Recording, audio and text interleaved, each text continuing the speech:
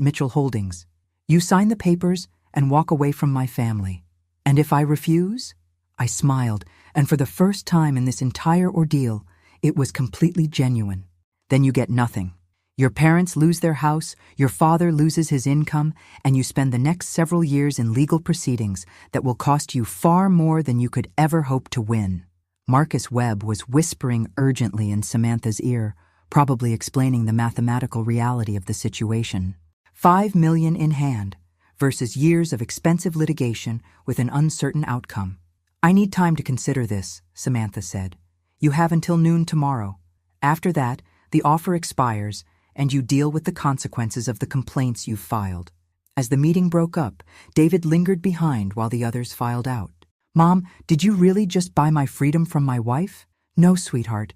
I just gave you the information you needed to make your own choice. He was quiet for a long moment.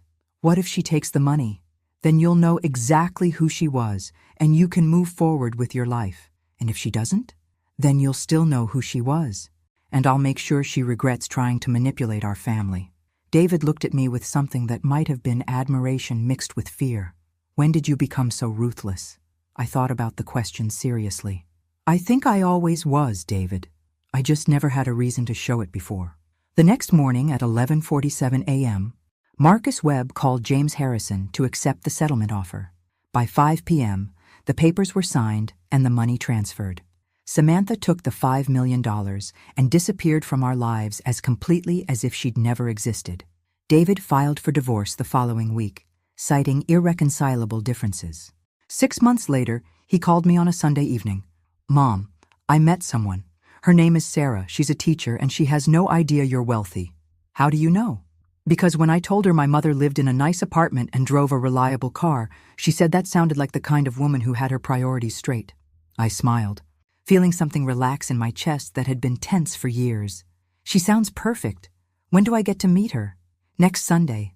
But Mom, when we have dinner, can you just be the woman who raised me to work hard and treat people with respect? Can you leave the corporate mogul at home? I laughed, realizing that after 15 years of hiding who I was, I'd finally learned the difference between being invisible and being private. Of course, sweetheart, but if she turns out to be investigating our family finances, all bets are off. Deal, he said, and I could hear him smiling through the phone. For the first time in months, the future looked exactly as bright as I'd always planned it would be. Thanks for listening. Don't forget to subscribe and feel free to share your story in the comments. Your voice matters.